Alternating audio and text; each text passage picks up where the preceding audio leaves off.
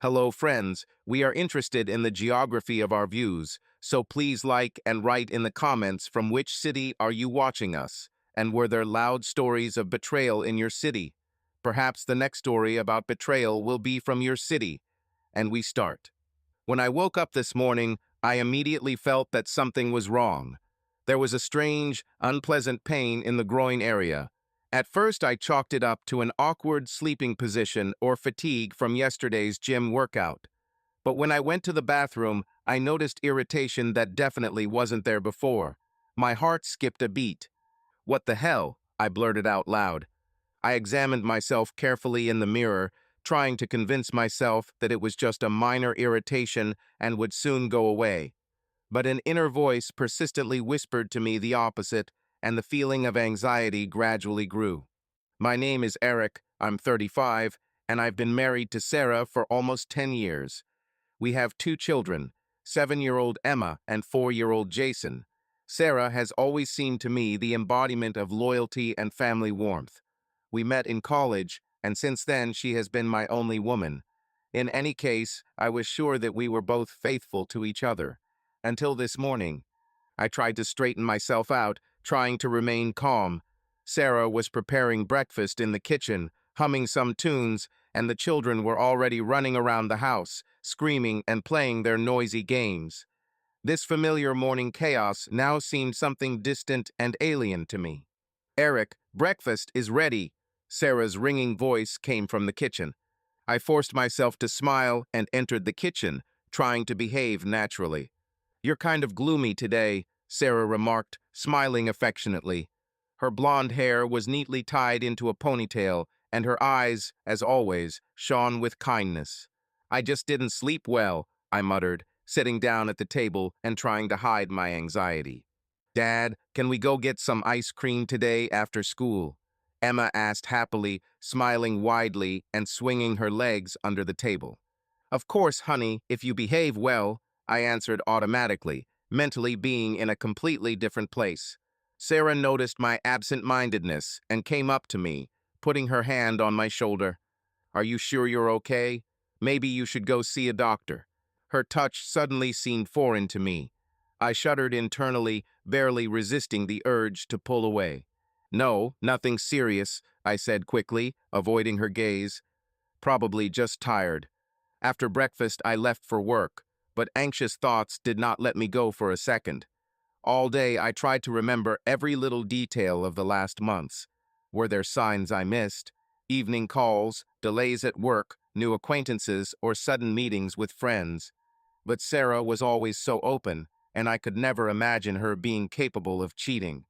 By the end of the day, the pain did not disappear, and the anxiety only intensified. On the way home, I stopped at the pharmacy and bought tests for infections. My heart was pounding as I paid at the checkout. The pharmacist looked at me with understanding, which made me feel even more awkward. That evening, after Sarah put the kids to bed, I locked myself in the bathroom and, breathing heavily, carefully read the instructions. Each next step seemed more difficult than the previous one. When the tests were done, I sat and stared blankly at the timer, praying to myself that the result would be negative. But within a few minutes, my life turned upside down. Positive. Everything inside me sank, and my heart was pounding so hard that it seemed like it was about to jump out of my chest. I leaned against the wall, trying to stop my hands from trembling. Thoughts were spinning wildly in my head. How could this happen? If not me, then Sarah. Is she really cheating on me? The thought was unbearable. "Eric, how long will you be there?" Sarah asked quietly from behind the door. I swallowed the lump in my throat and, trying to sound as calm as possible, answered, "Yes, I'll go out now." I quickly hid the tests, trying not to give away my condition, and opened the door, meeting my wife's eyes. Sarah looked at me with a slight smile, unaware of the storm inside me. "Everything is fine." I forced myself to smile back, although I wanted to scream and demand an explanation. "Yes, I'm just tired." She believed me, or just pretended to believe me. We went to the bedroom, and soon Sarah fell asleep, breathing calmly next to her. I lay there, staring at the ceiling and tormented by unanswered questions. How long has this been going on? Who is he? Why did this happen to me? I was on edge, feeling reality slowly crumbling around me. The decision was made. Tomorrow I will go to the doctor, and then I will begin to look for answers to the questions that torment me most now. I woke up long before the alarm went off. I couldn't sleep a wink all night, tossing and turning and replaying yesterday's nightmare in my head over and over again. The symptoms did not disappear. On the contrary, the feeling of discomfort intensified, as if the body itself was trying to tell me that I could not simply forget about what happened and pretend that everything was normal. I looked at Sarah sleeping next to me. She looked completely innocent and calm. This picture gave me a burning sensation in my chest, as if someone was pouring boiling water over my heart. I didn't want to believe that she could betray me, but all the facts seemed to point that way. With difficulty forcing myself to get up, I quickly got dressed and went to the kitchen. Coffee was my only companion this morning. Sarah and the children were still asleep, and the silence of the house seemed deafening. I tried not to think about what I would tell the doctor, but fear and shame were already squeezing my chest. The doctor's office was sterile white, cold and soulless, perfectly reflecting my inner state. Sitting waiting for the doctor, I nervously fingered my phone in my hands, unsuccessfully trying to be distracted by the news or social networks. Everything was useless. Finally, the door opened and Dr. Graham, a man of about 50 with an attentive gaze, entered the office. "Good morning, Eric. What brings you to me today?" he asked calmly, settling down at the table. I took a deep breath, feeling a lump rise in my throat. "I have problems," I began, feeling the color of shame filling my face. Symptoms appeared that were not there before, and I did a home test. The result was positive. Dr. Graham looked at me carefully and nodded. "Understand, you need to undergo a full examination to confirm the diagnosis." He asked me a few questions about my symptoms and my personal life. Each question felt like a blow, a reminder of Sarah's possible betrayal. In the end, I went through the examination, passed all the necessary tests, and returned to wait for the results. The hour I waited alone in the office seemed like an eternity. Memories of our happy moments with Sarah were spinning in my head. Wedding, birth of children, family holidays. Memories came in waves, and each of them increased my inner pain. I felt betrayed, crushed, confused.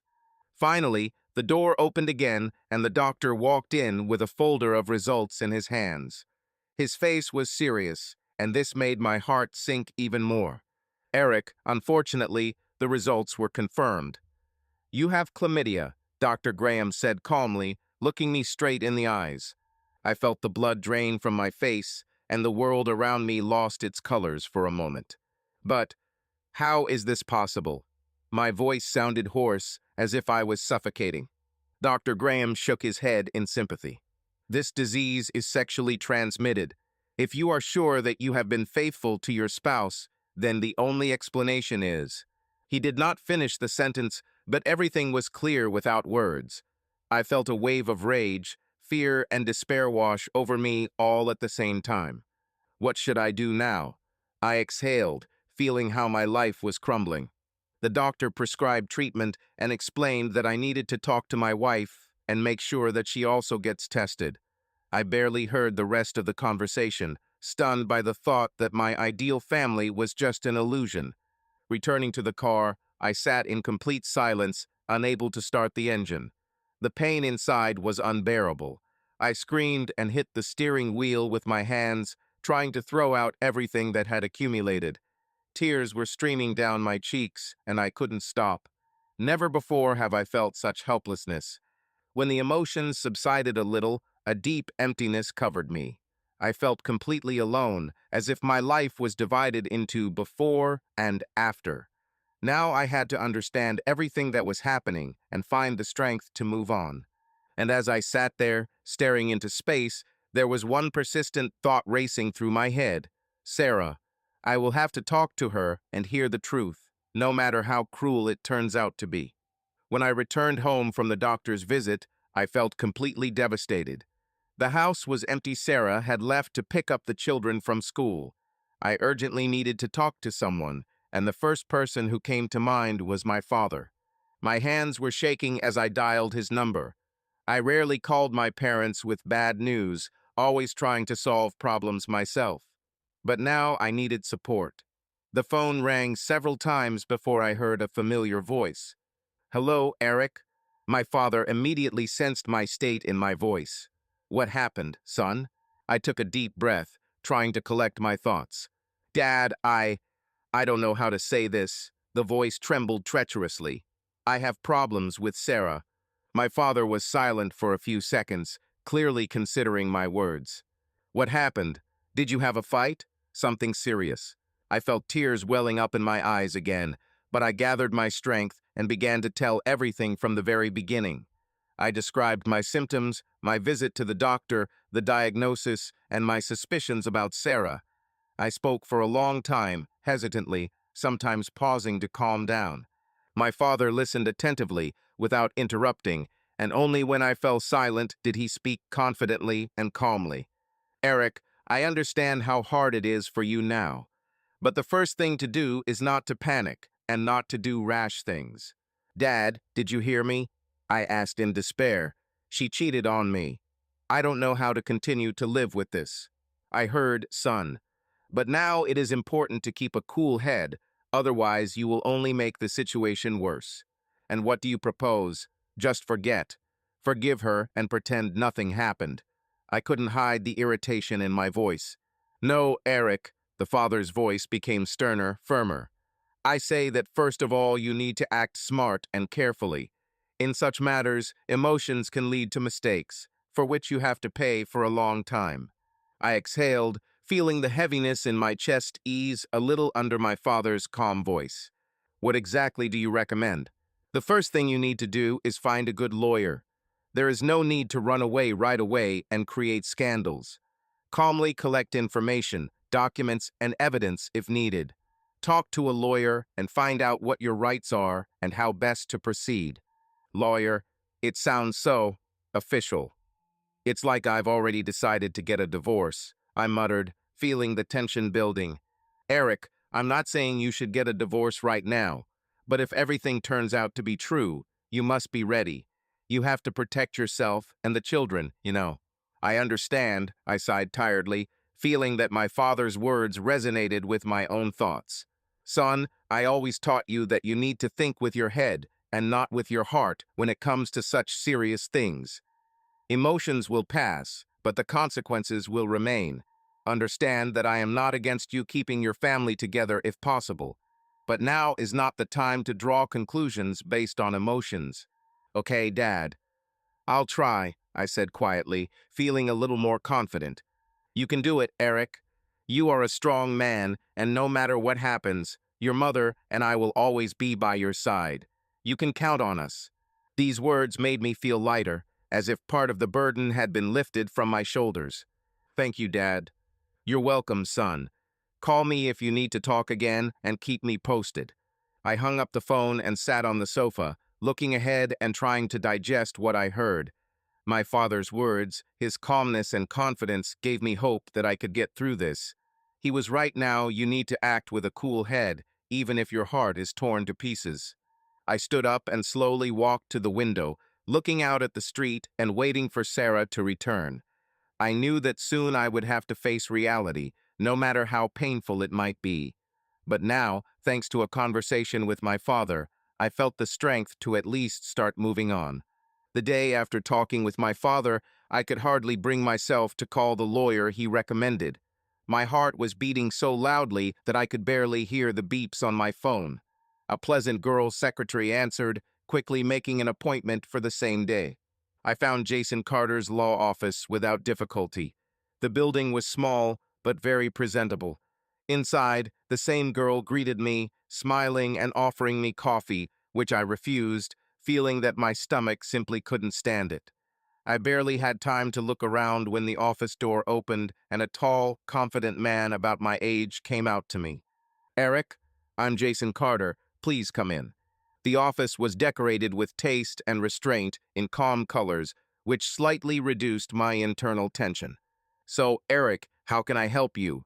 "Your father told me briefly about your situation, but I would like to hear the details from you personally. I took a deep breath, collecting my thoughts. Jason listened intently, taking notes in his notebook.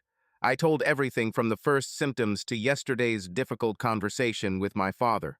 This is a difficult situation, Eric, Jason began, closing the notebook and looking at me carefully. But you did the right thing by contacting me now, before your emotions take over you completely. What do you recommend doing next? I asked, feeling depressed, but confident in the reliability of this man. Jason thought for a moment. You should seriously consider hiring a private detective, he finally said. The fact is that in such situations, the presence of irrefutable evidence plays a key role.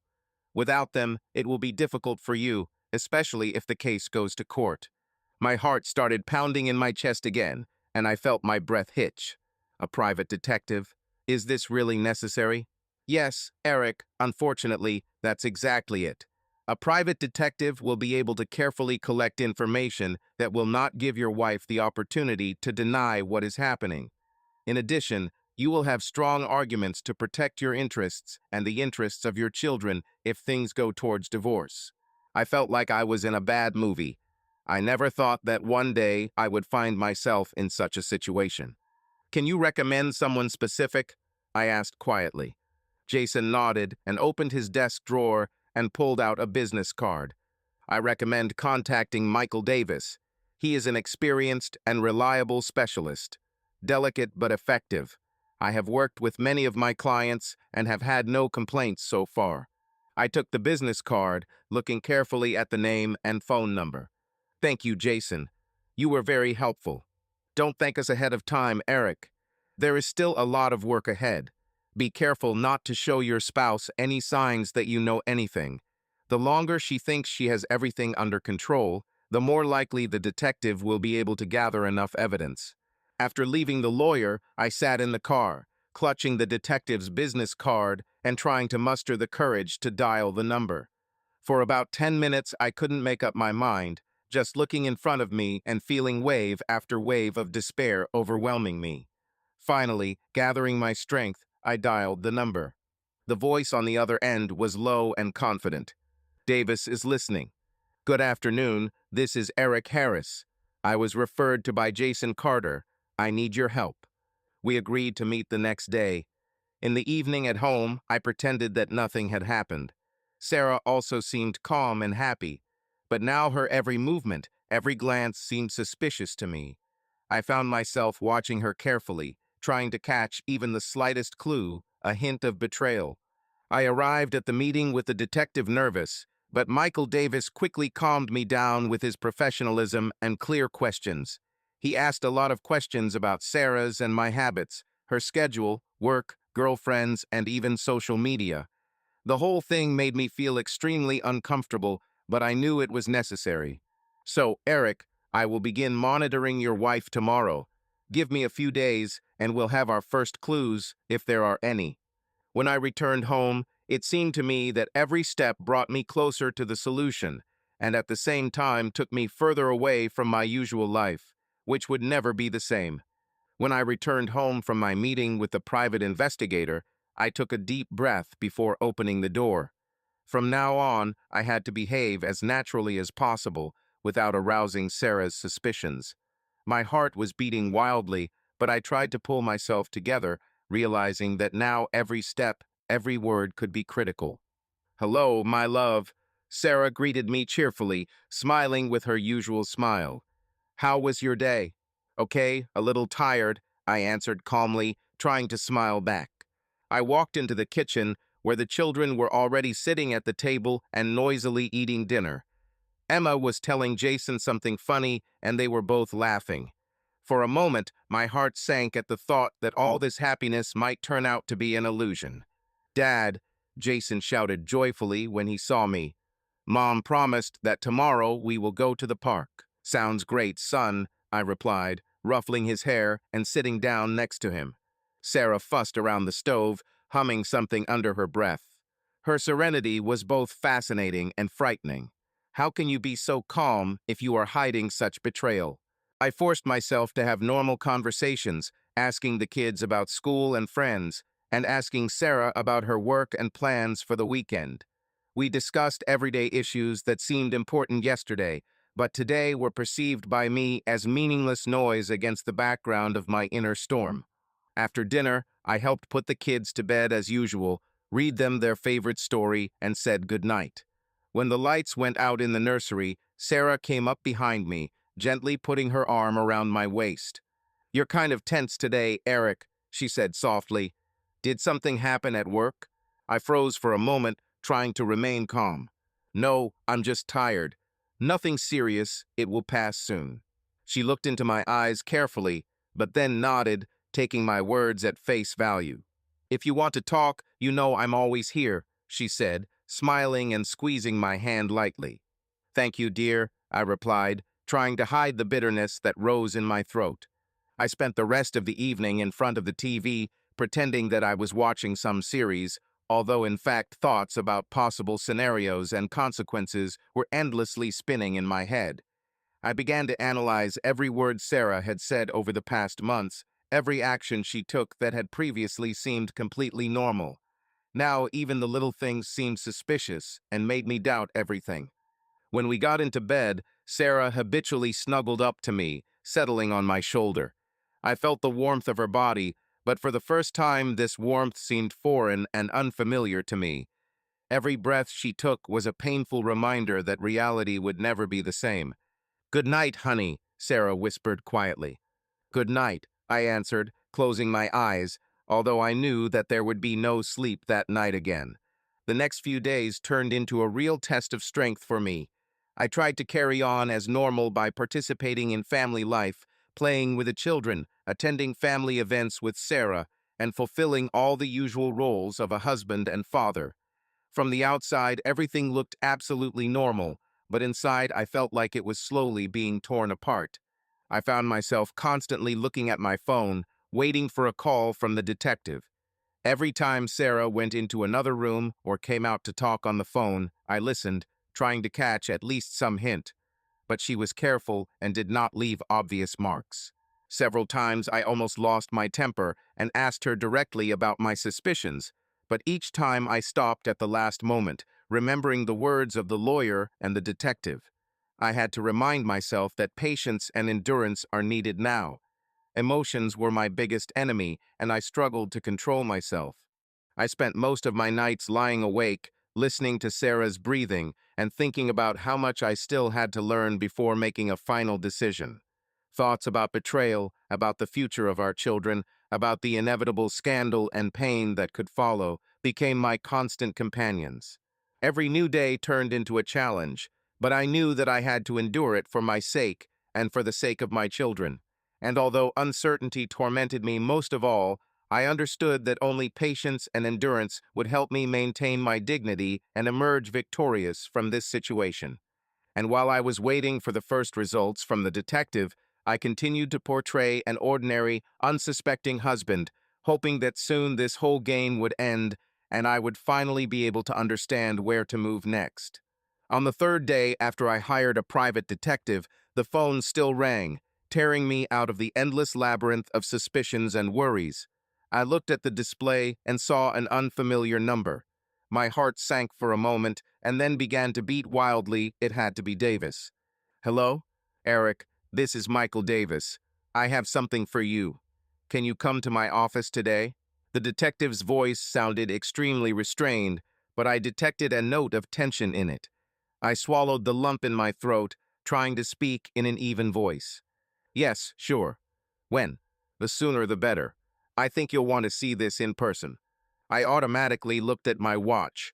It was only about 9 in the morning. Sarah had already left for work, and the children had gone to school. "Okay, I'll be with you in an hour." After finishing the conversation, I felt that my hands were shaking slightly. The feeling that I was standing on the edge of an abyss became almost unbearable. While getting ready, I tried to control myself, reminding myself that I wanted this information, that it was for her sake that I took such measures in the first place. But now, when everything was close to ending, fear and anger fought within me with every breath. The road to Davis's office was somewhat foggy. I barely remembered how I got into the car or how I drove several blocks. My thoughts were only occupied with what awaited me. My whole old life could have completely collapsed if I just found out the details. As I entered the small but cozy office, Davis looked up from his laptop and nodded for me to sit down. Outside the window, one could see a noisy city, hurrying people, cars, bustle. Inside, an oppressive calm reigned. "Eric," the detective began as I took a seat opposite his desk. "I'm sorry I had to call you so quickly, but I assume you wanted to get the results of my work as soon as possible." "Yes," I squeezed out. "Is it something serious?" Michael leaned back in his chair and pulled out several photographs from a folder. I immediately noticed that his usual confident smile had disappeared, giving way to a stern expression on his face. "Anyway, I've been watching Sarah for the last 2 days," he began, laying out the pictures in front of me. "As you said, she usually goes to work and comes back, picking up the children from school, or sometimes goes out shopping. Nothing suspicious. I felt myself being released a little. Maybe I was wrong. Maybe everything is much less scary. But," Davis continued, and I tensed again. "Yesterday afternoon, Sarah went to the gym, which, according to you, she goes to 2 or 3 times a week. And there she met with one of the trainers. My heart pounded loudly, and my blood began pounding in my temples. This is where things get weird. She, of course, works out with a trainer, but after training, they did not part within the walls of the gym. Sarah and this coach went out together, got into his car, and drove away. With these words, the detective handed me a photograph in which I saw Sarah leaving the hall in a sports uniform, next to a tall, muscular man. Their looks, gestures, everything spoke of trust and intimacy. But then it gets worse. In the next picture, I noticed how they were sitting in the car, and the man put his hand on her knee. Then they drove towards the exit from the city and stopped on one of the less busy streets. I kept my distance so as not to scare them away and took a few pictures. The following photos made my blood boil. They showed Sarah and this coach standing by his car. She laughed, and he hugged her waist. The most painful thing for me was the shot where their lips met in a kiss. I closed my eyes, feeling the rage and despair welling up. Despite all my suspicions, somewhere deep inside me there lived a tiny hope that everything would turn out to be a misunderstanding. But these photographs shattered my illusion. After that, they went to a small cafe, Davis continued, seemingly deliberately avoiding unnecessary emotions, where they stayed for about an hour. I took a few more photos. The contact was clearly not friendly, but more than intimate. After that, Sarah returned home, stopping at the store on the way. I was silent, unable to utter a word. A hurricane of feelings was seething inside me, from resentment and anger to painful disappointment. "Eric, I understand that this is difficult. But you should have known," the detective said quietly. "Yes, that's exactly what I asked," I said, barely audible. My throat was so tight that it was almost impossible to speak. "Thank you." Davis paused, as if giving me time to digest what I had seen, and then said, "If you want, I can continue observing. Perhaps this is not a one-time story, and they will meet again. Any additional information may be useful to you in the future." There was not a drop of condemnation or pity in his voice, pure professionalism. I turned my gaze to the photographs scattered on the table and said quietly, "Continue. I need all the details. And thank you for acting so quickly." Davis nodded, put the photos back in the envelope, and carefully handed it to me. "I will send you digital copies by email. If necessary, I will take more pictures. Don't worry, I know what I'm doing." I left the office, clutching the envelope in my hands. The sun was shining on the street, people were hurrying somewhere, and I stood in the middle of the sidewalk, as if time had stopped around me.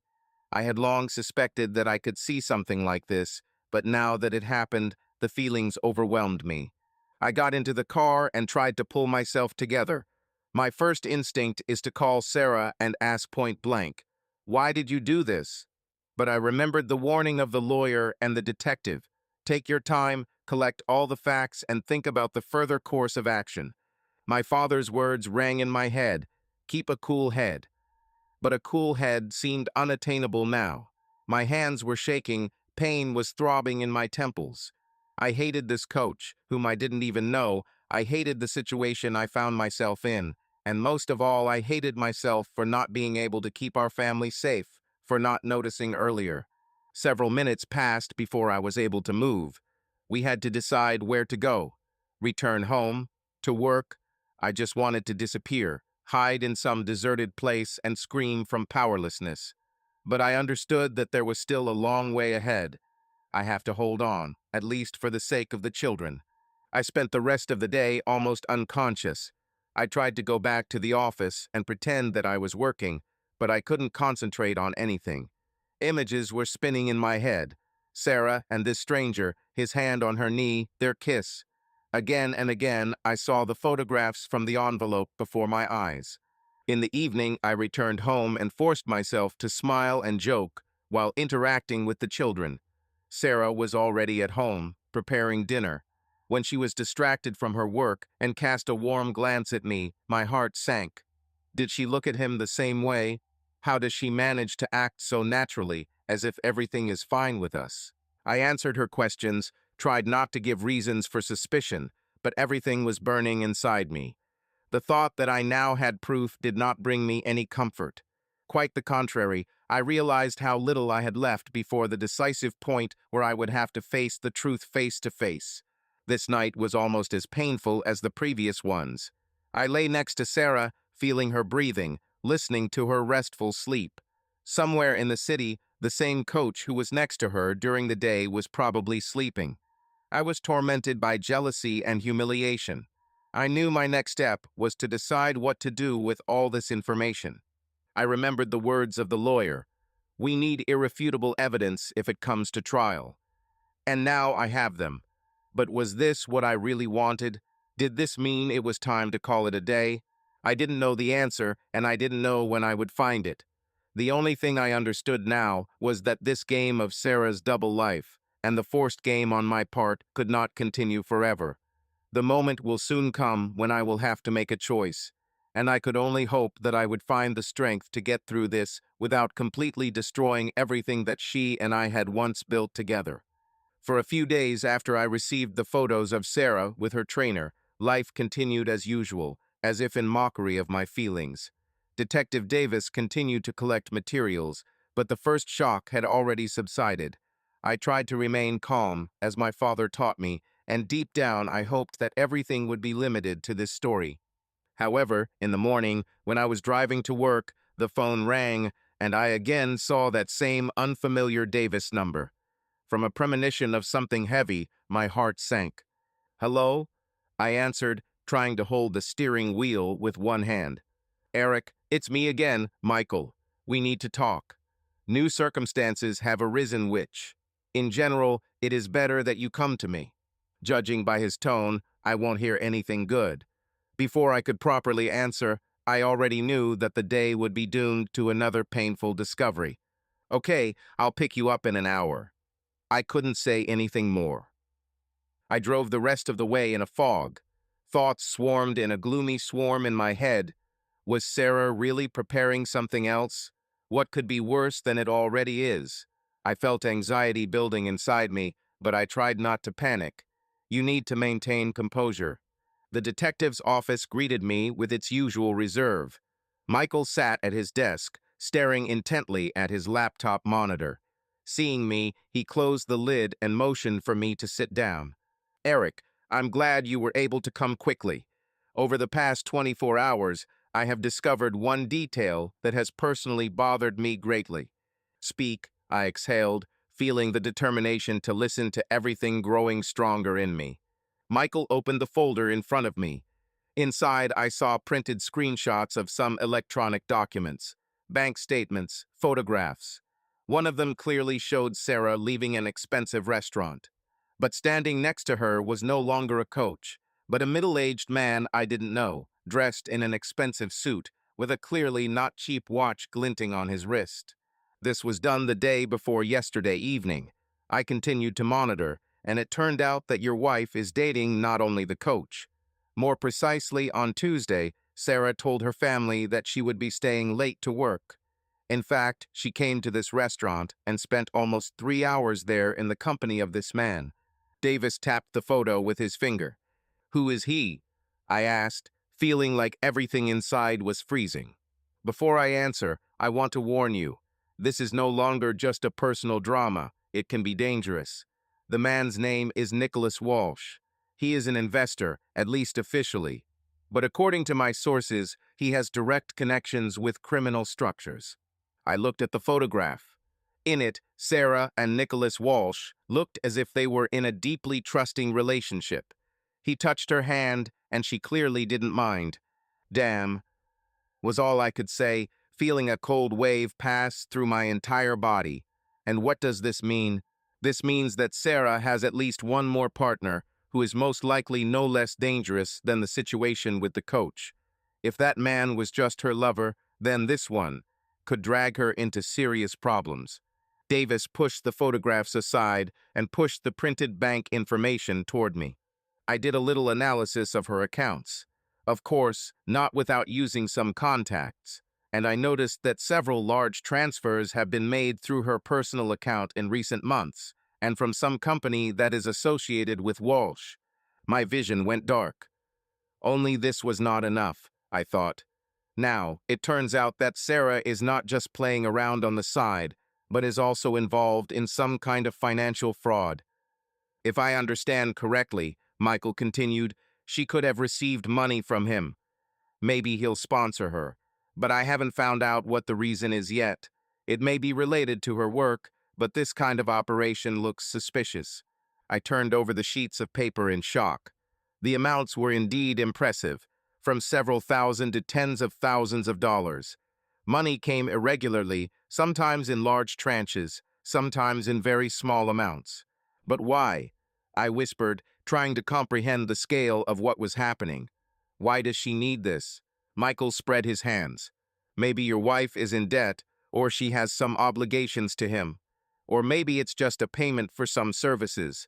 There is a possibility that this is an interest-bearing investment. But one thing is clear to me. This Nicholas Walsh is not a figure you want to mess with. He has a dubious reputation. So what now? I asked the question that was spinning in my head. I would recommend proceeding with caution and, first of all, find out if there is any danger to you and your children. If Walsh is connected to crime, then any careless move could lead to problems. Sitting in front of the detective, I realized that my life was falling apart more and more. I once had a happy family, 2 wonderful children, faith in my wife and future. Now I felt like a character in a cheap thriller where the wife is hanging out with 2 men at once, and one of them is potentially dangerous. Maybe I should. Contact the police? I asked, uncertainty. The police rarely help in such cases until a real threat arises. And you understand that you still have to explain where you got this information from. Your spy is me, hired by you, not the official authorities. This may raise unnecessary questions. It's better to keep an eye on things for now. And if something indicates a direct threat, then we will think about how to act. I nodded, feeling like my brain was refusing to process what was happening. What else can you recommend? First of all, keep your cool. Secondly, keep everything to yourself. Don't tell Sarah you know. You may want to consult with your attorney about legal security. He paused, straightening the papers. And Eric, I have to say, I don't know where this whole story can go. But if she really has a connection with a person who has a criminal trail behind her, you should be as careful as possible. When I left the detective's office, I felt like I'd been run over by a truck. Although deep down I hoped that this whole story with the coach would be Sarah's only big secret, the reality turned out to be much more cruel. It turns out that she is dating another man and even has financial interests potentially connected to crime. All day I could not find a place for myself. I imagined Sarah with Nicholas Walsh in expensive restaurants, perhaps even on trips I never knew about. I tried to remember if I had ever noticed expensive gifts or money suddenly appearing on her, but all the time I was stuck in the thought, how can this be? We are discussing our family budget, large purchases, and suddenly such amounts. On the way home I was angry, seething with jealousy and fear. But as before, he understood. One should not take sudden steps. I have 2 children, and I need to think about them. Perhaps it is still possible to somehow fix everything at least to protect the children, or at least understand the reasons. When I returned, I found Sarah in the kitchen, making a craft for class with Emma. Everything looked so harmonious in a family way that I even doubted for a second whether everything I had learned was a dream. But no, the photographs in the folder under the seat in my car reminded me of reality. Trying to act as if nothing had happened, I walked up and kissed my daughter on the top of her head. "Dad, look, we're making a model of a volcano out of papier-mâché," Emma said joyfully. "Mommy is teaching me how to mix paints. Great baby," I replied, trying to smile. My gaze met Sarah's for a moment. I noticed the usual tenderness in her gaze. Did she play? Or is everything really so perversely combined inside her? The internal tension did not subside. Pretending to be the ideal husband, I helped them finish the project, and then we had dinner as a family. Sarah was talkative, interested in my day, and talked about her projects at work. She asked if I would like to pick up the children from the section with her tomorrow and at the same time stop at the shopping center. I could only nod and agree. But somewhere inside everything hurt. Images of a stranger in an expensive suit appeared before my eyes, whose attention my wife, judging by the photographs, accepted no less willingly than the coach's hugs. How far has it gone? And who has she become to me now? That night I hardly slept again. Lying on my back, staring at the ceiling, I silently went through possible options for further action. Any of them seemed terrible to me. Should I continue to pretend that I don't know anything? Bring her out for a frank conversation and demand an explanation? But then I risk losing all the evidence and jeopardizing my future with the children. And if her relationship with Walsh could really be dangerous, then what about the safety of my children? After all, he had already transferred money to Sarah. For what? What if she owes him or something goes wrong? The choice was extremely difficult. One thought seemed increasingly clear to me. I would have to discuss all this with a lawyer and, perhaps, involve my father. The situation went beyond banal adultery. There was a criminal element involved here, and I couldn't just turn a blind eye to it. But before I acted, I decided to wait for more information from Davis. Let him continue to follow. Perhaps new evidence will emerge, or it will become clear what role Sarah plays in all this. I refused to believe that she was capable of deliberately putting our family in danger. In the end, I did fall asleep, but the sleep was restless and anxious. Fear for the children, jealousy, anger, and some feeling that my whole old life was sliding into the abyss were fighting inside me, and I had no idea how to get out without completely crashing. Waking up early in the morning, I again felt the heaviness with which I fell asleep every night, but today this feeling intensified, turning into physical pressure in my chest. After yesterday's photos with Nicholas Walsh, my life became even more unbearable. I knew I couldn't just sit and wait. The time has come to figure out the situation on your own, to find out the whole truth to the end. As soon as Sarah left for work, I was left alone. The house seemed strangely empty and cold to me. I looked out the window for a long time, watching her car disappear around the bend, and only then I began to act. First, I checked the computer Sarah was using. Mail, social networks at first glance, everything looked completely ordinary. But then my attention was caught by a small icon for a banking app that I thought we had stopped using a long time ago. My heart began to beat faster as I entered the password we had both used before. It took me a while to get in, but after trying several combinations, I finally got inside. A picture opened before me that took my breath away. Attached was an account that I had no idea existed. Instantly, an impressive amount of money, transfers from a man named Walsh, caught my eye.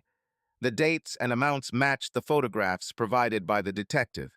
I slowly scrolled through the list of transactions, trying to comprehend what I saw.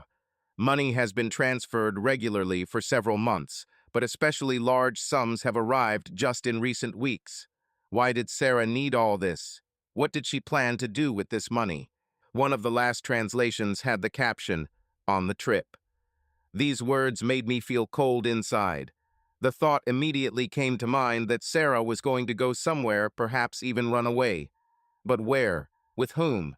Really, with this man? I continued to dig into the computer, opening files and letters that I had never seen before.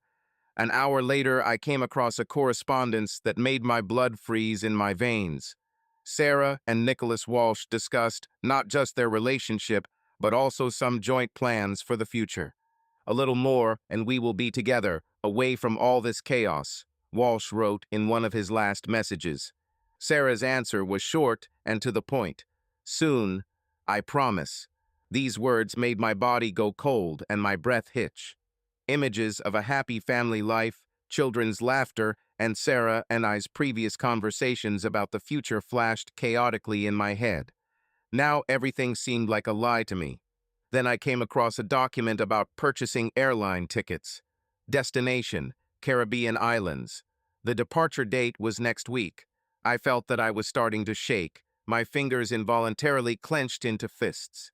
So Sarah was really going to leave me and the kids, just disappear with someone connected to crime. A whirlwind of emotions raged in my head.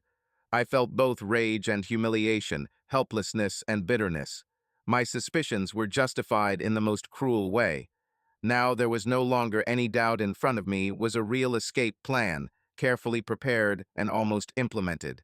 I quickly copied all the files and emails to a flash drive, and also took a few screenshots of bank transfers and tickets. Every movement was difficult, as if I was in a dream from which I could not wake up. I spent the next few hours pointlessly trying to comprehend what had happened. The thought that Sarah was going to abandon not only me, but our children as well, was unbearable. How could she? What happened to the woman I married, the one I trusted more than anything in the world?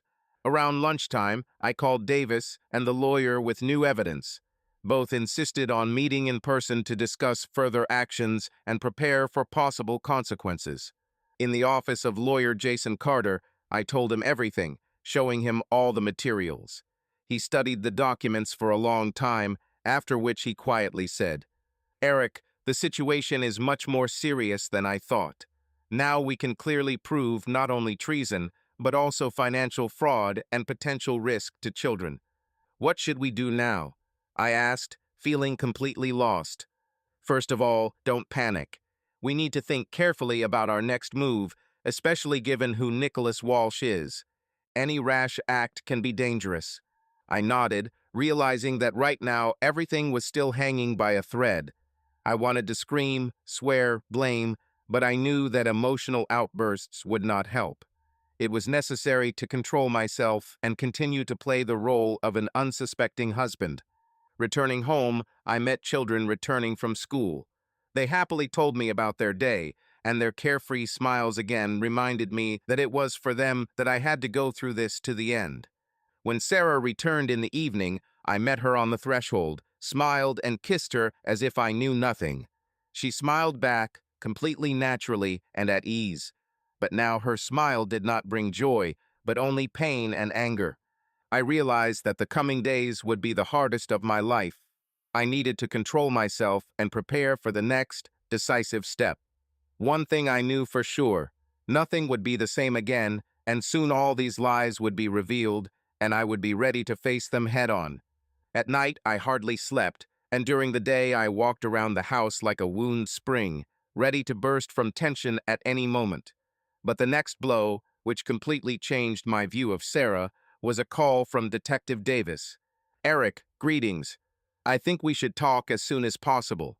I discovered something that could be a serious problem for you. If this is not a problem, come to my office." His voice sounded tense, but even. When I entered the familiar room, Davis looked even more gloomy than usual. I sat down opposite his desk, trying not to show my excitement. "What do you have?"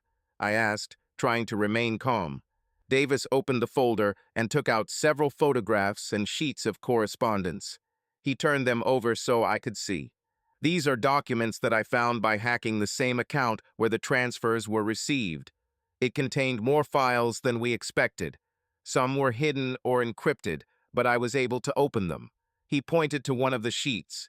"Here, look for yourself." I glanced at the printout. There was correspondence between Sarah and Nicholas Walsh in which they discussed some kind of plan. The lines that I read hit my nerves more and more with every word. I need him to look guilty.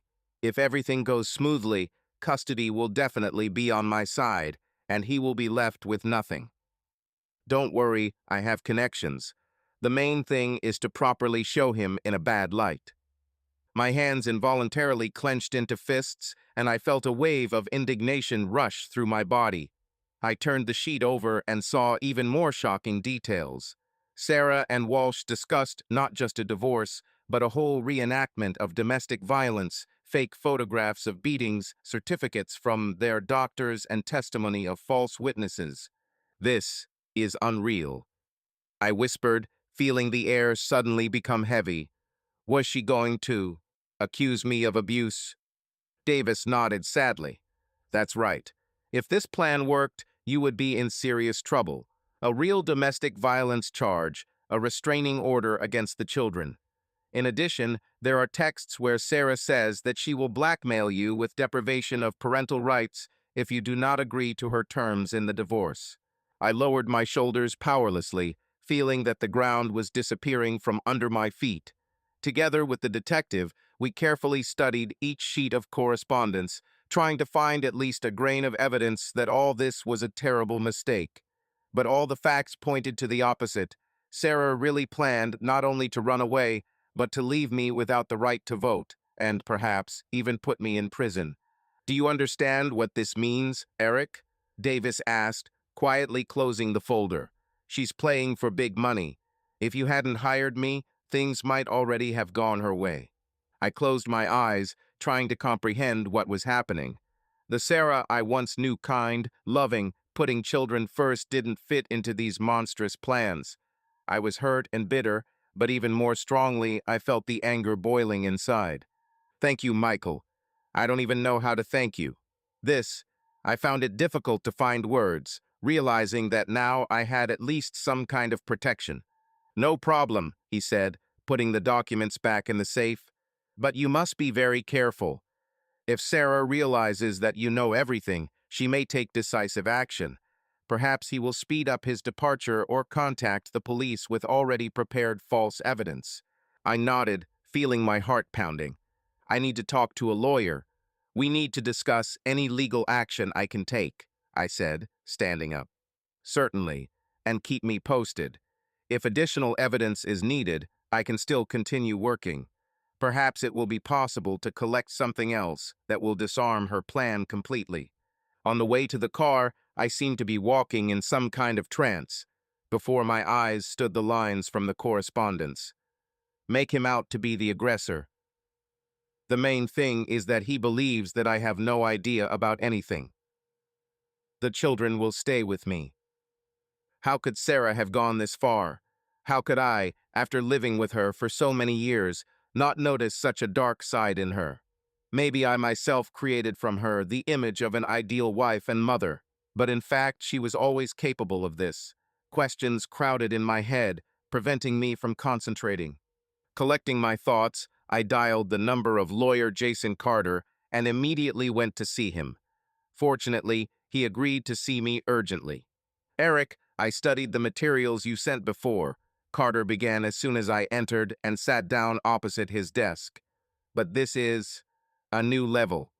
If, in fact, you have evidence of perjury and the preparation of domestic violence charges, we can use it in court. I handed him copies of the most important documents confirming Sarah's plans. He studied each page carefully, occasionally making notes. Yes, this is ironclad evidence of an attempted frame-up, the lawyer concluded after finishing reading. But you need to act carefully. On the one hand, we have confirmation of her criminal intentions. On the other hand, if we present these facts now, she may say that it is a fake, or even take steps to blame you first. And what do you propose? Jason stood up and walked to the window. We must build a strategy. First, you need to ensure the safety of children. If she planned all this, then perhaps she has accomplices other than Walsh. Secondly, we should notify the appropriate authorities about her possible falsification of evidence of domestic violence. You mean go to the police? Yes, but only on the condition that everything is officially documented with us. Otherwise, there is a risk that we will be accused of libel. It's best if we make copies of all this and certify them, and hide the originals safely. It might be worth getting my colleagues involved so we can prepare thoroughly. I clenched my hands, trying to stop shaking. I was overcome with fear, mixed with rage and a sense of betrayal. And what should I do at home with Sarah? Should I continue to pretend that I don't know anything? Yes, at least until we are legally ready. Let's put it this way. We still have trump cards, but we must play them at the right moment. After talking with the lawyer, I felt a little more confident, not in terms of emotions, but in terms of strategy. I had a plan of action, at least a general one. But the mental pain and fear for the future of the children have not disappeared. Returning home, I kept thinking about how I would manage to behave next to a woman who was purposefully preparing my destruction. When I entered the house, Sarah was sitting in the living room, reading a book. When she saw me, she smiled and asked how my day was. I automatically answered something vague like, "Not bad, there were a couple of meetings," and in response I caught a fleeting attentiveness in her eyes, as if she suspected something. "Is everything okay, Eric?" "You're kind of absent-minded," she said softly. I could hardly force myself to smile. "I've just been tired lately, nothing serious." When Sarah went to the bathroom, I took a moment to check her phone. Usually, she did not leave him unattended, but now she seemed to relax. However, I was unable to discover anything new. Most likely, she kept everything important in encrypted accounts. After having dinner together, we watched a cartoon with the children, and I suddenly caught myself with a strange thought. Is this really the last time we look like an almost normal family? After all, very soon all this may collapse. Late at night, lying next to Sarah, I realized that the situation was becoming increasingly dangerous. If she wasn't just cheating and planning to run away, but also wanted to pin a charge of domestic violence on me, then every new day could bring her closer to carrying out her plan. However, now I also had a plan and evidence that could protect me from her cunning. But what bitterness, what anger, and what disappointment filled my heart at the thought that the person to whom I once trusted myself completely was ready to ruin my life, and even the lives of our children for the sake of his selfish goals. There was no doubt. Soon everything would change forever. And I have to be ready to protect the children, protect myself, and prevent Sarah from pulling off that terrible combination that could put an end to everything we've ever had in common. The day I was furious and decided to finally take drastic steps, things didn't go as planned. It would seem that I have already reached the point where I can no longer tolerate lies or hide my knowledge of her plans. But life suddenly took a new turn. Early in the morning, I woke up with anxious thoughts and anger. A whole storm of emotions was seething inside me, from resentment to the desire to protect our children and ourselves at all costs. For days, weeks, and maybe even months, I kept myself in control, maintaining external equanimity. I have already managed to accumulate all the necessary evidence: correspondence, photographs, statements from secret accounts. I even understood how I could use them in court thanks to the advice of lawyer Jason Carter. This time, when I woke up, I felt a strange mixture of determination and heavy fatigue. It seemed like a little more and I would explode. All these days I repeated to myself that it was important to keep a cool head. Not only my future depended on it, but also the future of Emma and Jason, our children. However, today something has changed. I got out of bed, looked at the sleeping Sarah, and felt only a strong desire to quickly end this lie. She lay under the blanket, seemingly breathing peacefully, as if she was not worried about anything. But I knew that behind the serenity was hidden a whole scheme of betrayal and deception. I had difficulty suppressing the urge to immediately demand an explanation. Once again, I reminded myself, "Eric, be patient a little longer. You've prepared a plan. Go to Carter, fill out the papers, file a claim for divorce, develop a strategy to protect children." This kept me away from dangerous scenes. I tried to behave normally. I washed my face, made coffee. Sarah soon woke up and headed to the bathroom with a smile on her face. In the kitchen, we exchanged a few empty phrases, as if we were just neighbors or work colleagues. I sensed that she was also tense, but perhaps I chalked it up to a part of her double life that she thought I was unaware of. When the children woke up, the three of us had breakfast. Sarah had already left, citing an urgent meeting at work. The question running through my head was, where did she really go and with whom? But I decided not to waste time on empty guesses. I had my own plan: to visit a lawyer today and begin filing the necessary divorce papers while making sure that Sarah could not file false domestic violence charges. I collected the kids, took them to school, and then headed to Carter's office. I didn't see Detective Michael Davis's car along the way, although he usually stayed nearby if I needed to react quickly to Sarah's movements. However, this did not surprise me. Maybe he was watching Sarah, not me. As I approached the law office, I felt my phone vibrate. My father's name flashed on the screen. I was relieved to think that perhaps he was interested in how I was doing and wanted to support me. "Yes, Dad, I'm listening," I said, trying to give my voice a cheerfulness I didn't feel. But the answer threw away all my thoughts about a cheerful mood. "Eric, damn, son. Your mom just heard on the radio that there was an accident on the highway near our area. They named a car brand very similar to Serena. We don't want to draw conclusions ahead of time, but—" The father's voice broke. It was as if everything inside me had turned upside down. I slammed on the brakes, stopping at the side of the road. Red spots swam before my eyes. "What? How? Are you sure?" I barely managed to say. "No, I'm not sure," the father answered hastily. "The brand, color, and location just match. We are trying to call hospitals, but so far to no avail." I was shaking. I realized that there was no point in continuing to see a lawyer now. I needed to find out what happened. Barely containing my panic, I turned around and rushed towards the highway indicated by my father. As I approached the scene of the accident, I saw the flashing lights of ambulances and police vehicles. Cars stood chaotically. There was bustle all around. Lanes were blocked. I stopped on the side of the road and ran to the cordon. One of the policemen tried to stop me, but seeing my tense face, he asked, "Are you a relative? Perhaps this is my wife." I squeezed out, showing him a photo of Sarah and the car number that I had in my phone. "I want to check." The policeman frowned and reviewed the list in his notebook. Then he nodded and said carefully, "Let's pass, just don't go beyond the tape." My heart was beating so hard that I was afraid of losing consciousness. Through the flashing silhouettes of cars, I saw a crumpled white car. It seemed that its front part was completely depressed. There were shards of glass and some fragments lying everywhere. "Sarah," I whispered, feeling like I was starting to shake. Later, events merged into one terrible stream. Doctors hastily loaded a motionless body onto a stretcher, surrounded by tubes and sensors. For a moment, I saw a face. It was her, my wife. The eyes are closed, the hair is disheveled and covered in blood. I didn't know if she was breathing or if she was alive.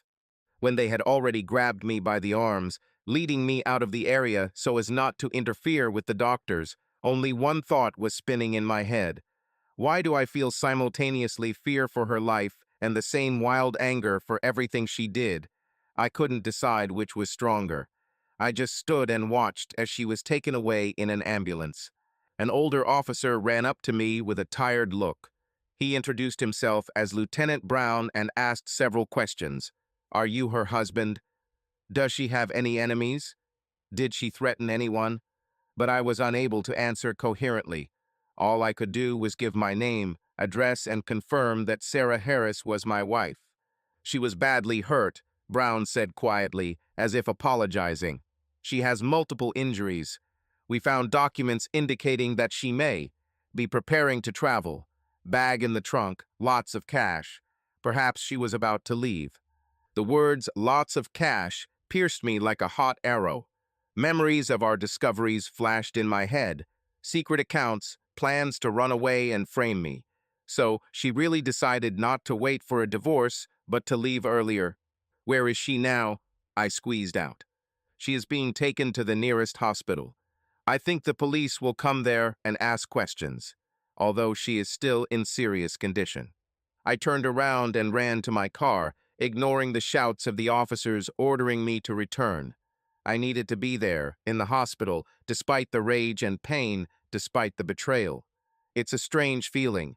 I realized that Sarah had ruined my life, but I still couldn't refuse her support at a critical moment. When I got to the hospital, the same police car was already on duty at the entrance. The usual hospital chaos reigned in the emergency department. People, doctors running with gurneys. I tried to find information about the accident by telling the nurse that my wife might have been admitted to the emergency room. After a few agonizing minutes of waiting, I was taken aside by a doctor, a man of about 40 with glasses and a gray streak in his hair. "Are you Eric Harris? Sarah Harris's husband?" "Yes, where is she?" I asked, feeling my heart pounding in my throat. "In the operating room. She has serious injuries to internal organs and a traumatic brain injury. The condition is serious, but we are doing everything possible to stabilize her. Please be prepared. She may be unconscious for some time." I couldn't say a word. I just nodded and sat down on a hard plastic chair in the hallway. I don't know how much time passed before Officer Brown, the same one who was at the scene of the accident, approached me. "Eric, I understand that this is not easy for you now," he said with the air of a man who has faced such a drama more than once. "But I need to ask a couple of questions." During a search of the car, or rather, during the initial inspection, we found a large amount of cash, several packages, as well as fake documents in the name of another woman with a photograph of your wife. I glanced up at him, feeling anger and pain mingling. Finally, I could officially confirm what I knew from the detective.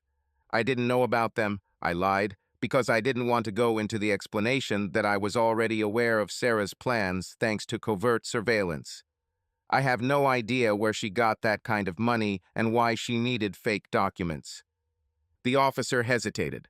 "Are you sure you didn't know about her intentions to leave the country?" His gaze was aimed at me. "If I had known," I smiled bitterly, "would I have been sitting here and not at home with the children?"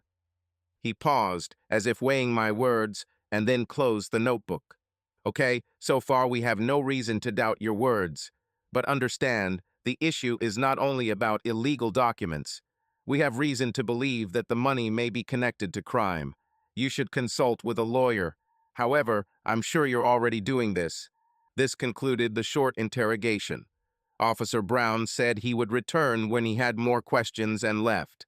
I remained in the corridor, not knowing what to feel. My wife is in the operating room between life and death, and evidence of her plans was found on her.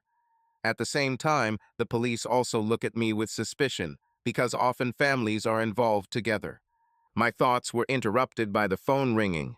Looking at the screen, I saw the lawyer's name, Jason Carter. "Eric, I heard about the incident." The lawyer's voice sounded fast and tense. "Are you okay?" "Yes, I'm in the hospital." "Sarah is in serious condition," I explained briefly. "I understand.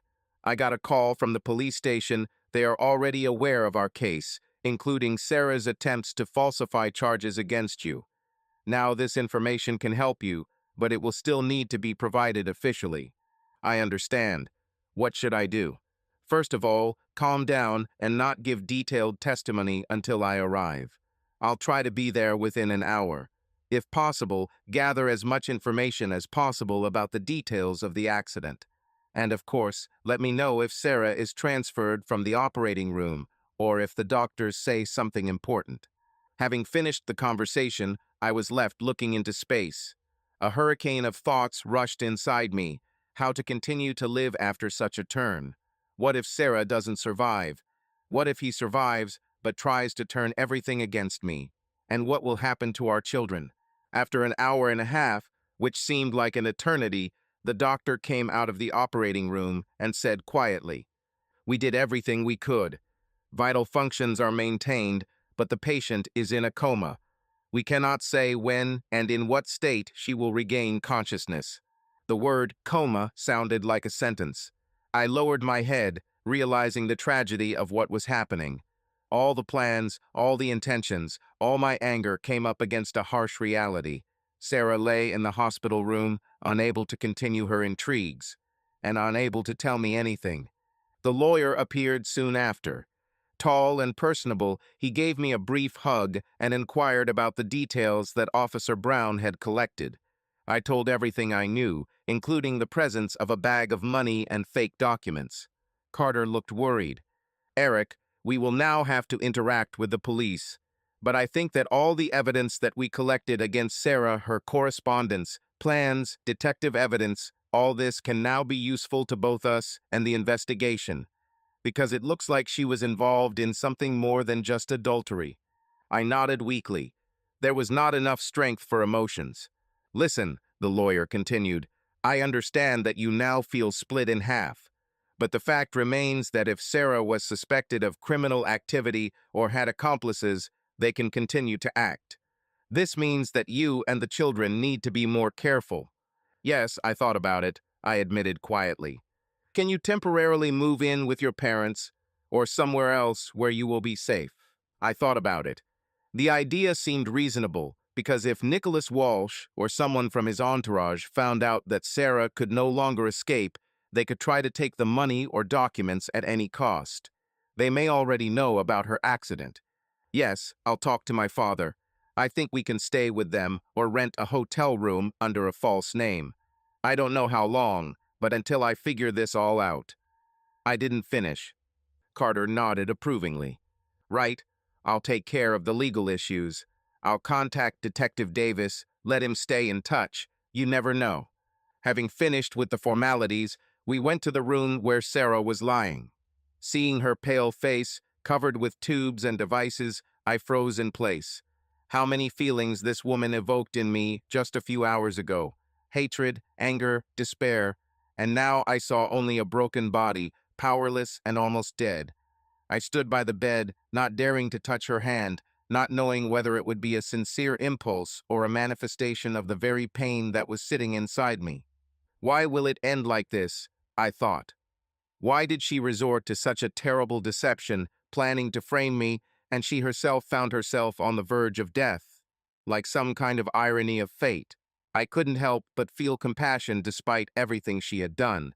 After all, this is her, the mother of my children, the person with whom I once shared joys and sorrows. But did she deserve forgiveness? I continued to mentally argue with myself. Maybe this is just heavenly punishment, retribution for everything she has done. The lawyer, seeing my confusion, only briefly patted me on the shoulder. "Eric, take care of yourself and the children. You won't be able to help here now anyway, and the doctors won't let you see her for long. If anything changes, they will call first." I did just that. I left my phone number and got into the car to return home. My legs were shaking, my hands could hardly hold the steering wheel. I drove slowly, but still without stopping to think about what I would explain to the children. Saying that mom has an accident is not a problem, but how can they tell them that mom is not the same person as they knew her?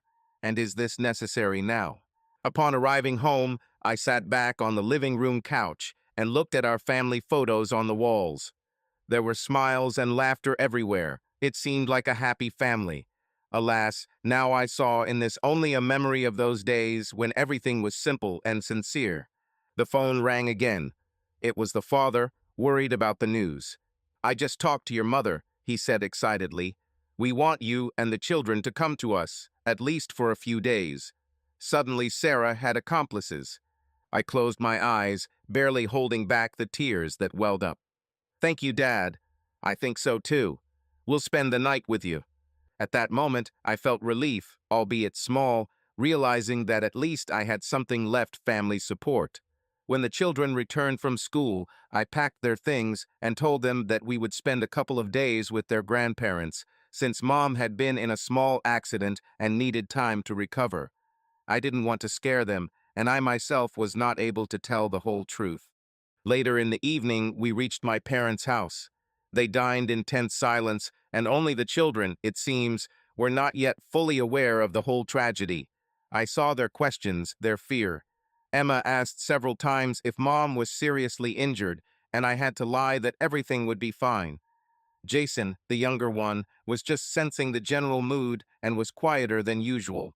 At night, I could not sleep for a long time, lying in the guest room.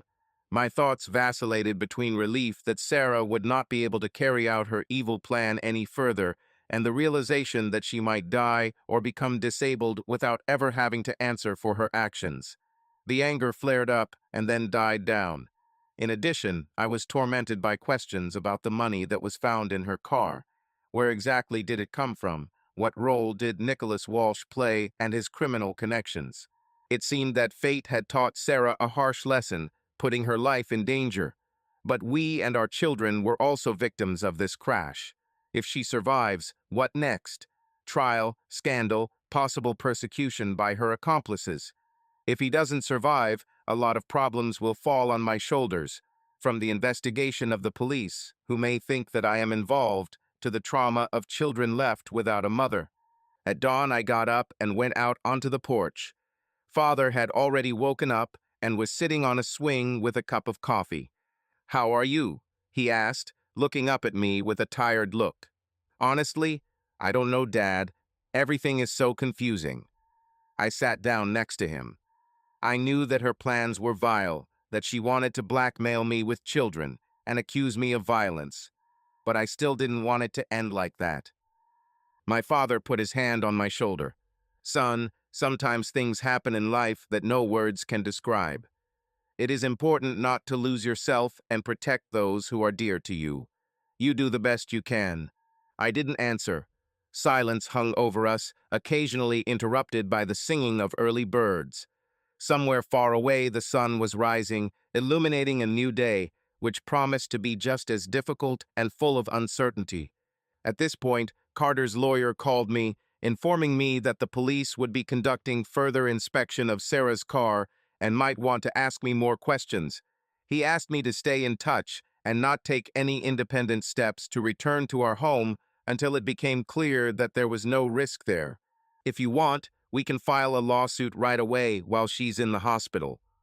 But I think in this state they won't pull her." "Yes, and you need to understand yourself," Carter said with a hint of sympathy. "I'm always in touch." After hanging up the phone, I kept looking at the blooming flowers in the flower bed next to the porch. Soon we will have to explain to the children that their mother may not return home, or if she returns, it will be in a different status. And they know nothing about secret accounts, fake documents, and Sarah's real face. How to find the right words. How to explain to them that the world around is not as safe as it seemed just recently. I frantically grabbed the edge of the swing, trying to calm down. My father understood what was going on in me and said quietly, "We will help you as much as we can. It is important that children are safe first and foremost." I nodded slowly. The children are safe was the only thing that mattered now. Deep down, I even felt relieved that Sarah did not have time to carry out her plan of escape and false accusations, but the price that everyone paid for it turned out to be high. It's not for me to decide whether this is fair, but life sometimes knows no pity.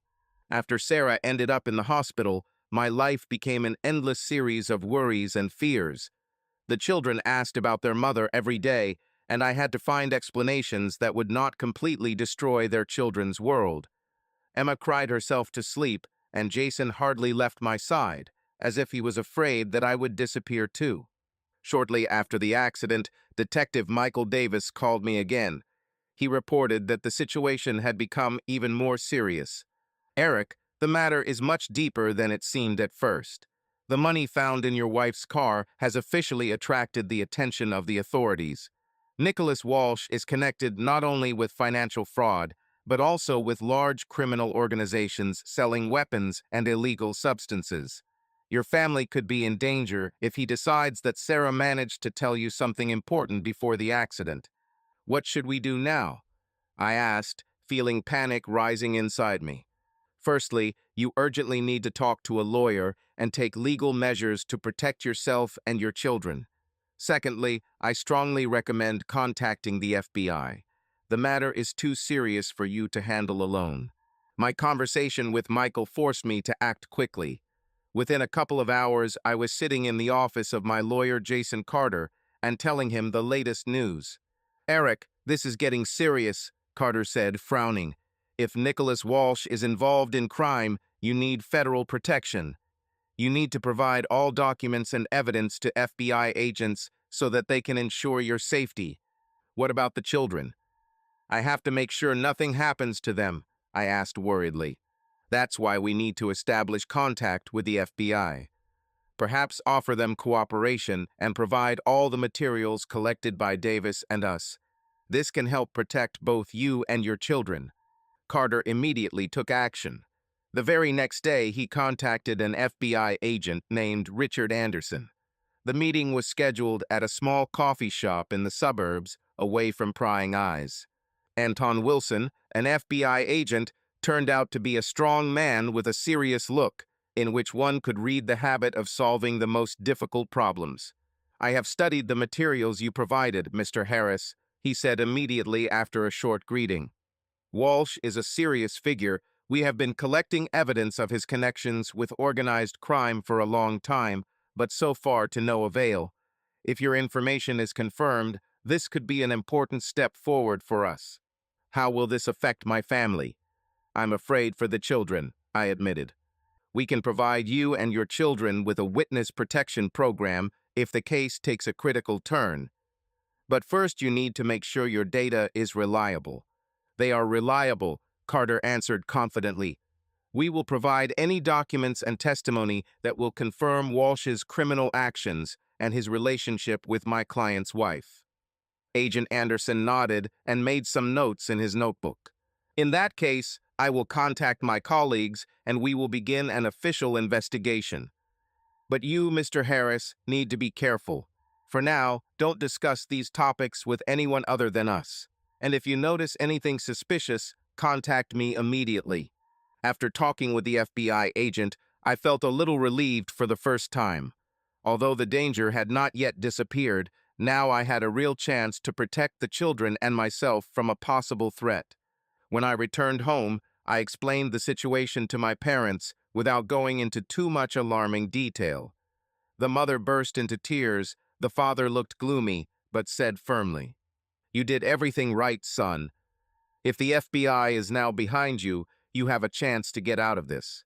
That evening, I sat in the living room, looking at the sleeping children.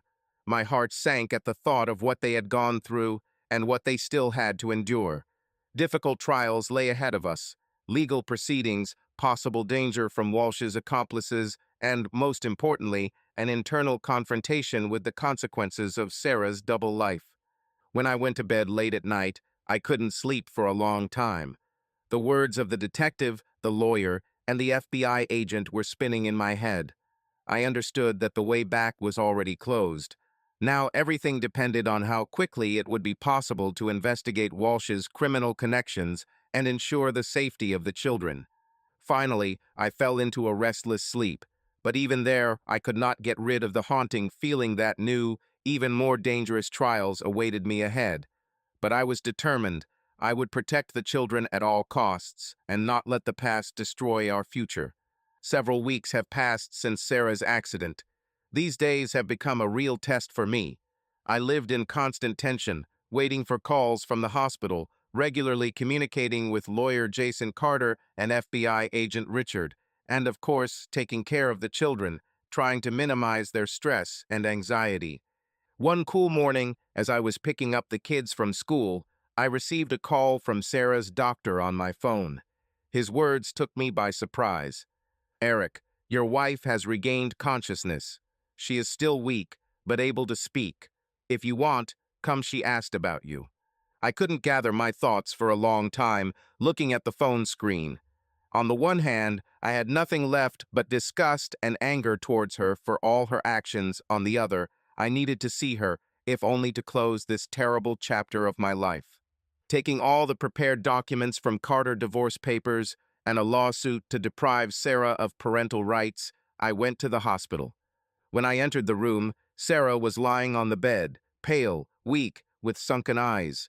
She didn't seem like the confident woman who was planning to ruin my life. Seeing me, Sarah smiled with difficulty and barely audibly whispered, "Eric, you're here." "Yes, Sarah, I'm here." but not because I wanted to see you, but because we have matters that need to be discussed." Her eyes widened in surprise for a moment. She was clearly expecting anything but a cold, hard conversation. "Eric, She tried to say something, but I abruptly interrupted her. "No, Sarah, now I will speak. I have documents that should interest you." I threw a folder of papers onto her blanket. Sarah, with difficulty raising her hand, took the documents, her eyes slowly moving over the text. The further she read, the more her face became pale and despairing. "Do you want to get a divorce?" Her voice sounded choked and quiet, as if she couldn't believe what she was reading.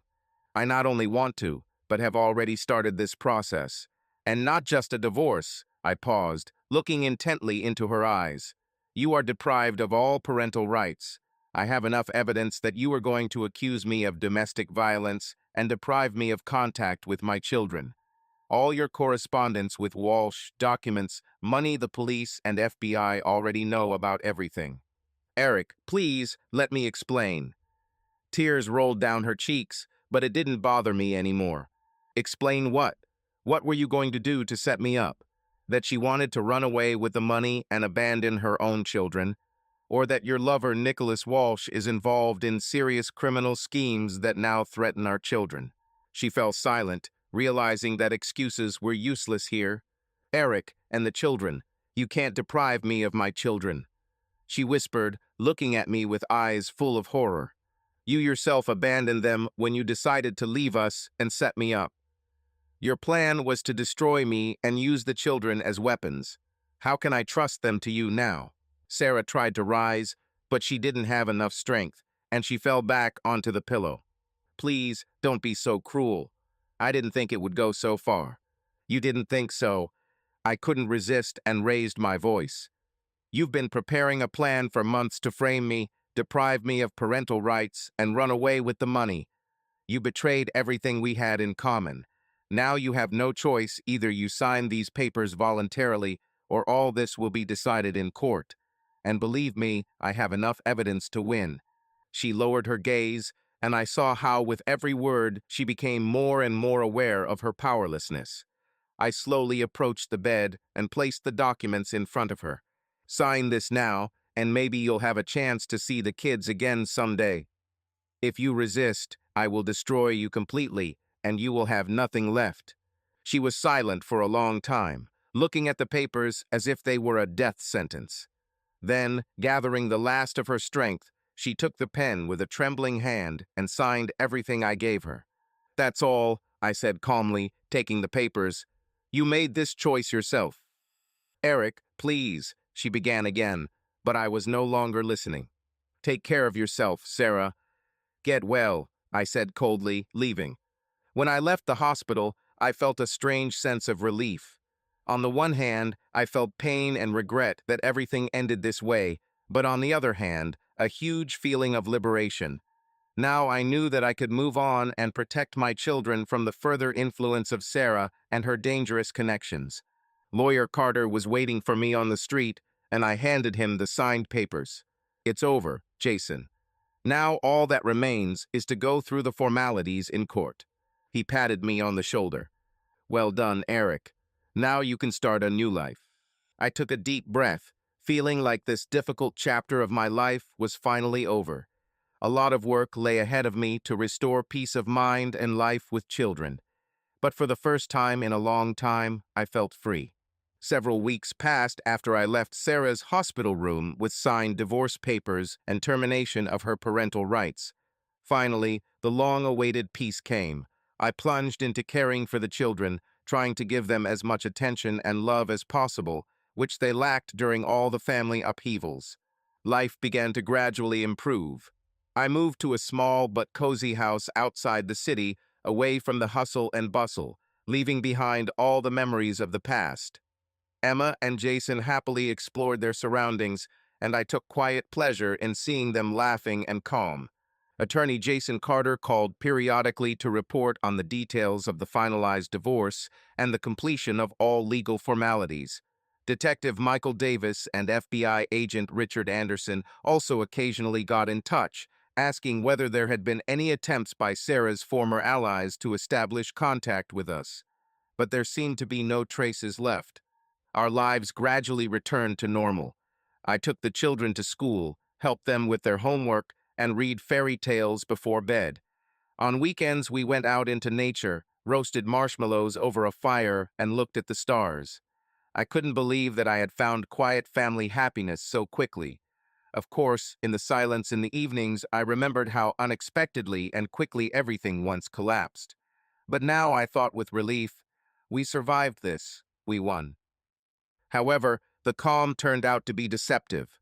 One evening, when the kids were already asleep and I was working on my laptop in the living room, the phone vibrated, flashing an unknown number. For a second, I hesitated whether to take it or not, but still answered. Heavy breathing in the tube, then a clear, short phrase. "You thought it was all over, Eric?" I instantly went cold. The voice belonged to a man, and he was unfamiliar to me. But fear pierced my whole body. "Who is this?" I asked hoarsely, trying to speak as firmly as possible. She disappeared. Disappeared from the hospital, you know. Now look for the wind in the field, buddy. Horns. I was left standing with the phone in my hand, feeling like the world was starting to spin around me. Sarah is missing from the hospital. The first panic thought flashed brightly and painfully. I grabbed the car keys, but immediately realized that I couldn't just take off and drive away, leaving the children alone. You need to act calmly and thoughtfully. The first thing I did was call Carter, but he didn't answer. Apparently, he was already asleep. I then dialed Detective Davis, explaining the situation. His reaction was immediate. "I'll contact Agent Anderson. Be careful and don't let children out of your sight. If Sarah has indeed disappeared from the hospital, there is a risk that she is in cahoots with her criminal partners." After hanging up, I heard rustling at the front door. An icy stab of fear echoed in my chest. I slowly stood up, trying not to make any noise, and headed towards the threshold, in my hands some wooden object from the living room, who knows what. The door was slightly open, and there was an envelope on the floor. I carefully lifted it and took out the photograph. An old family photo, me, Sarah, little Emma, and even tiny Jason, taken a few years ago during a picnic. But the creepiest thing was that the faces of the children in the picture were cut out with a sharp object, and on top of the picture was written in red marker, "This is just the beginning." My heart sank, and I felt a wave of rage and panic rise in my blood. Some unknown hand, or maybe Sarah herself, left it here. For what? Warning? Threat? I immediately called the police. Half an hour later, officers and an investigation team were already working at my house. I answered their questions, told them about the call, and showed them a photo. By this time, Davis and Anderson had also arrived. Their faces were gloomy. "We'll quickly track down what happened at the hospital," Anderson promised. "If Sarah really got out or someone kidnapped her, we need to understand who is behind this." "But, Richard, how is this possible?" I was indignant. Was she under guard? The security was purely formal. This is not prison supervision. In addition, she was officially listed as a patient, not a prisoner. Apparently, someone helped her disappear. My thoughts were racing wildly. Maybe this is her influential lover Walsh, or someone from his criminal network who leaves no witnesses. While the police were inspecting the house and interviewing neighbors, Agent Anderson took me aside and announced the decision. "We will establish round-the-clock surveillance of your home. I think this is already necessary. Your children are a potential target." I nodded frantically, feeling gratitude and fear mixed together. The last thing I wanted was to put Emma and Jason at risk again. On the other hand, living under the gun means giving up the peaceful life to which we have only just begun to get used to. It was already past midnight. When the police and agents had left, I sat on the sofa, examining the scattered toys. The children were sleeping soundly, and I didn't go into details with them. I just said that the guests came for Dad's work. Tomorrow, we will have to somehow explain to them why there are now people in suits and a car with tinted windows standing near our house. Thoughts about Sarah haunted me. How did she get out? Or was she kidnapped? Maybe she's planning revenge again. Once she already planned to destroy me and take the children. Now, in light of her dubious connections, I should have expected anything. At dawn, I dozed off on the sofa and was awakened by a knock on the door. These were FBI agents again, from a different group. They confirmed that Sarah was indeed missing. She was officially discharged at the request of her relatives, who presented forged documents. The doctors released her because she was already able to move independently. Nobody suspected a trick. Eric, we have reason to believe that she could have been taken out to meet with her accomplices. This could be part of their larger money laundering case, one of the agents said grimly. I nodded slowly.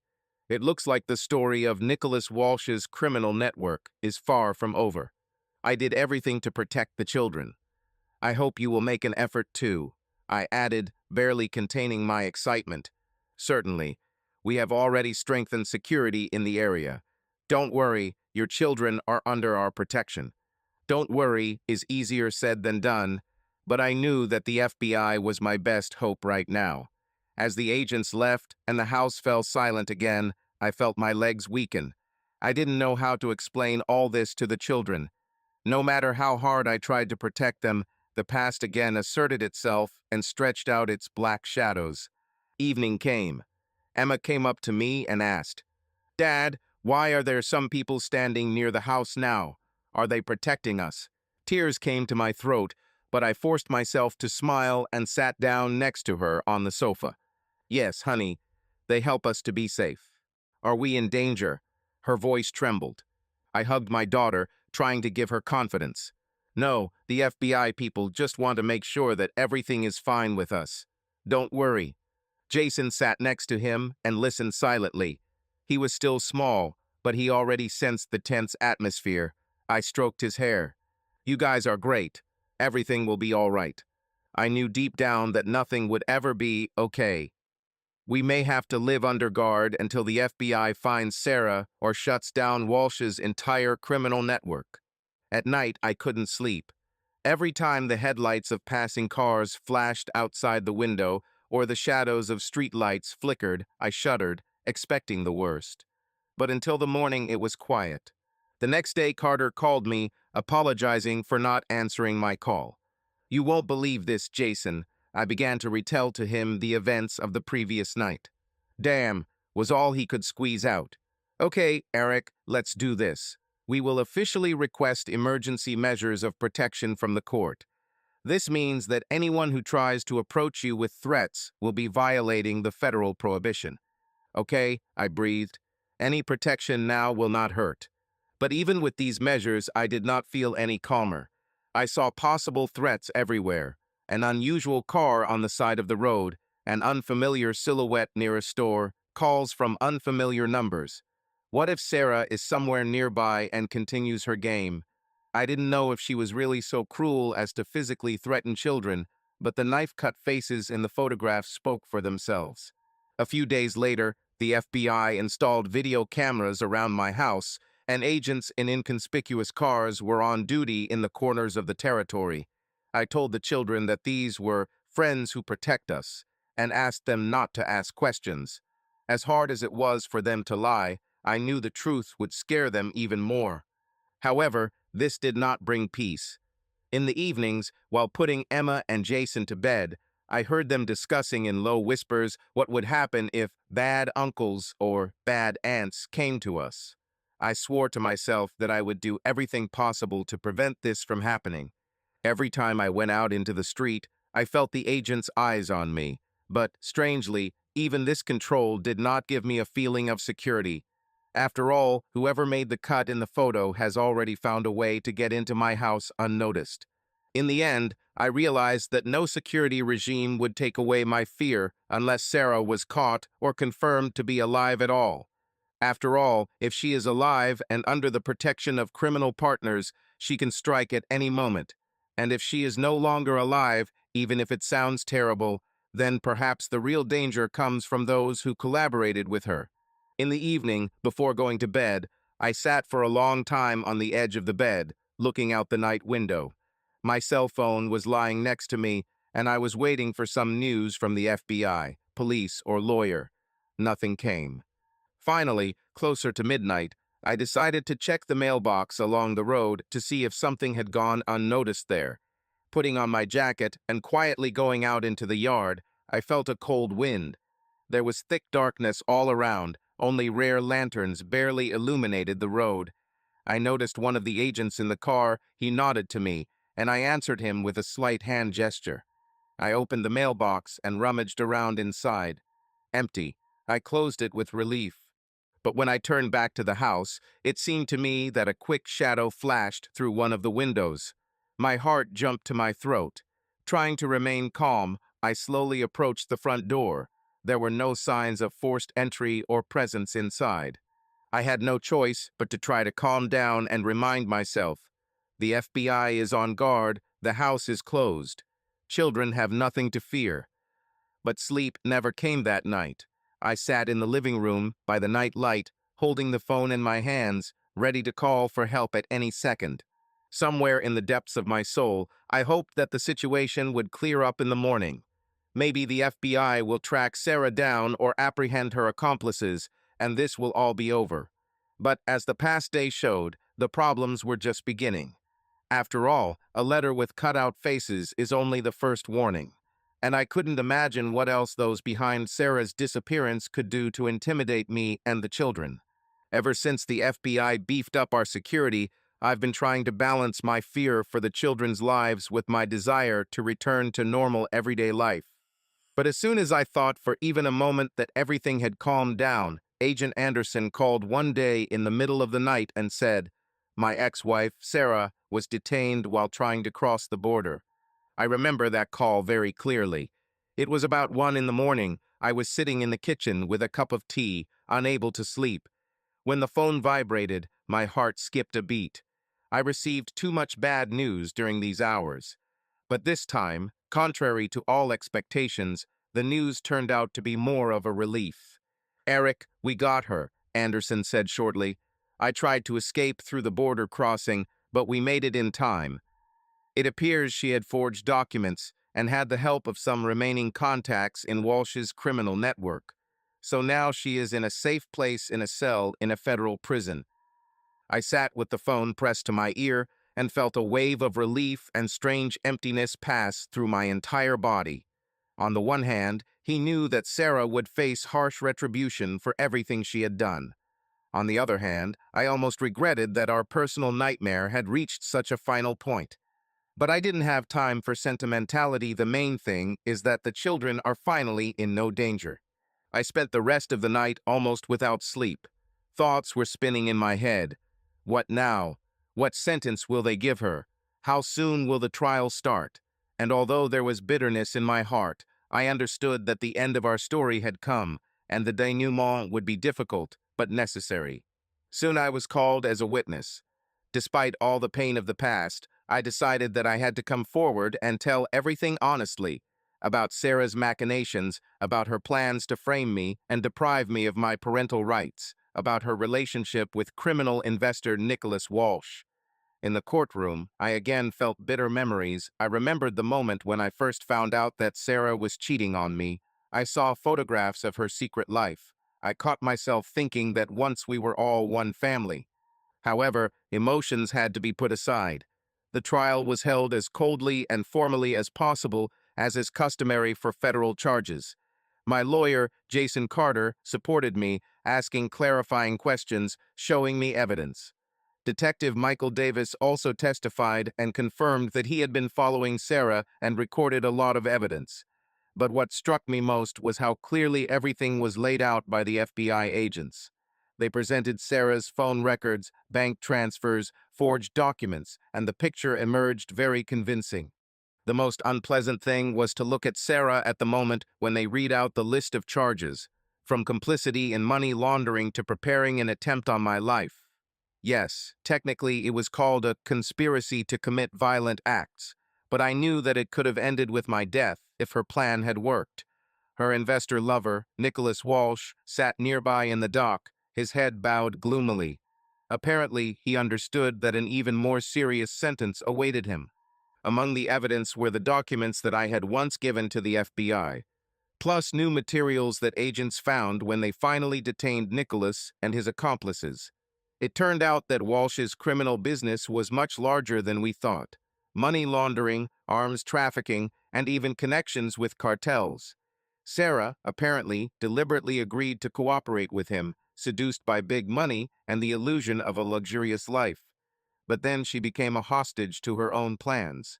During the hearings, I had to testify in front of the public and journalists.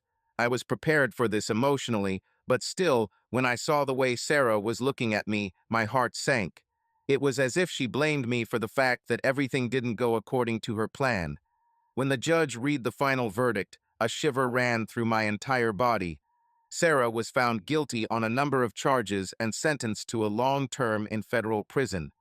Moreover, the sentence included special conditions regarding children. No rights to custody, no contact without the consent of the court. Nicholas, as the main initiator of criminal operations, received an even more serious sentence, in fact life imprisonment. Apparently, he hoped that money or connections would get him out. But the FBI did a good job on this case, and the court was tough. When I heard the phrase, "go into custody," a strange feeling of freedom and slight devastation crept into my soul. I watched as Sarah and Nicholas were led down the corridor, handcuffed, and I understood. My life, my family, our children, now they are free from the threat. But at the same time, it was a sad end to all the love and hopes that once connected us. At the end of the trial, I left the courthouse and took a deep breath of cool air. Thoughts were spinning in my head about how to inform the children about the verdict. But I was lucky. My parents helped me with explanations, and lawyer Carter emphasized that it was worth talking to children carefully. I decided to tell them that my mother had made serious mistakes and she would have to be punished. Thank God I had good friends and family nearby, and together we supported Emma and Jason. A couple of weeks later, the court officially granted me custody of the children. The financial compensation I received allowed me to finally pay off the debts that had accumulated during this entire nightmare period. We were able to move to a new place where there was no shadow of our past. Every day when I woke up, I looked out the windows and thanked fate that we had a second chance. Subscribe to our channel so that your love doesn't cheat on you, and go ahead and listen to the next story, because this story is nothing compared to the next one. If you're under 18, don't even think, click to the next one.